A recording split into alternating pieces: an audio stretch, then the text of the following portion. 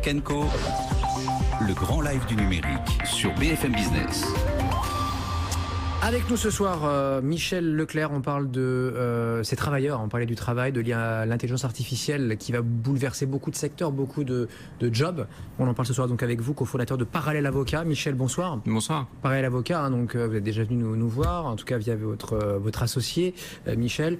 Vous êtes spécialisé dans l'accompagnement des startups, des acteurs de l'économie collaborative ou numérique.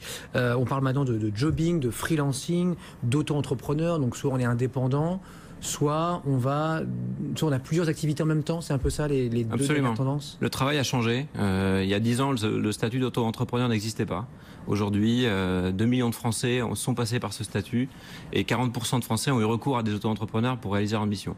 Donc le constat, c'est qu'il y a une vraie transformation et que cette transformation a été permise par le numérique, nos smartphones, et par les plateformes qui permettent à des travailleurs, à des personnes qui ont besoin de générer du revenu, de trouver des clients. D'où ce nouvel adage, effectivement, c'est plus facile désormais de trouver des clients qu'un patron. Exactement. On a coutume de dire chez Parallèle Avocat que c'est aujourd'hui le nouveau modèle vers lequel on va et que c'est un modèle qui est parfaitement sécurisable et parfaitement lisible à condition de respecter certaines conditions. Et que même si ça reste ultra minoritaire, quoi qu'on en pense, la tendance semble de ce côté-là. Absolument. Et donc du coup, il faut un cadre légal. C'est votre job, les avocats. C'est notre boulot. Notamment pour éviter tout ce qui est abus. Là, on pense à Uber, les livreurs de Deliveroo et il y en a plein d'autres. Exactement. Chez Parallèle Avocat, on a coutume de distinguer jobbing et freelancing. Le freelancing, c'est le travail indépendant qui a toujours existé, qui va toujours exister. C'est le travailleur indépendant qui a recours à une plateforme pour trouver des clients et qui passe par le biais de ces plateformes pour avoir accès à une clientèle et générer un revenu plus important. Donc c'est extrêmement bénéfique pour lui. Pas forcément subi, hein. C'est pas forcément subi, c'est le coiffeur qui n'a pas envie d'ouvrir un salon parce que ça coûte cher, parce que quantité de raisons. C'est le développeur qui préfère plutôt que d'être fixé dans une start-up, aller de start-up en start-up et de fixer ses prix, ses conditions. C'est celui qui va vouloir trouver une clientèle. Et c'est le modèle typique du développeur avec des compétences précises qui va utiliser une plateforme comme Comet pour trouver un client pour une mission déterminée. À côté de ça, on a ce qu'on appelle le jobbing, qui est un modèle différent, qui est plutôt la multi-activité à la sauce numérique. C'est un mot anglais qui désigne le serveur dans un restaurant qui, à la fin de ses heures de travail, va rendre un service sur la plateforme Stouti à un voisin qui a besoin de monter un meuble Ikea. Ça, c'est un modèle qui est différent, qui est un modèle plutôt mettre du beurre dans des épinards et qui consiste à avoir une activité à côté d'une activité principale, qu'on soit étudiant, avocat ou salarié. On a recours à ces plateformes pour avoir un complément de revenus. J'ai un cœur de métier, mais je fais aussi des petites choses le soir, sur mes temps de pause ou le week-end.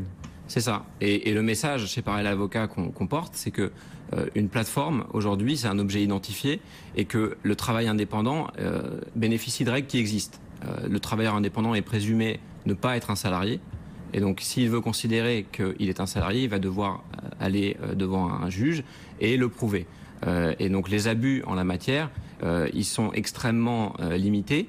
Parce qu'en fait, ce qu'on observe, c'est que le droit, ici, est plein de bon sens. Il vient sanctionner celui qui donne des ordres excessifs, qui bride la liberté de celui qui est censé être indépendant, à un tel point que le travailleur indépendant demande sa requalification en salarié parce qu'il perd cette liberté et la liberté d'avoir d'autres clients, la liberté de choisir ses horaires, la liberté de ne pas porter certaines tenues ou de déterminer, par exemple, ses conditions de travail. En France, le débat n'est pas tranché. En tout cas, pour l'instant, le droit protège les plateformes. On n'a pas de salariés, on n'a pas des milliers de salariés chez Uber. Absolument. Chez et pourquoi on n'en a pas? Parce qu'on a cette présomption de non-salariat pour les travailleurs indépendants.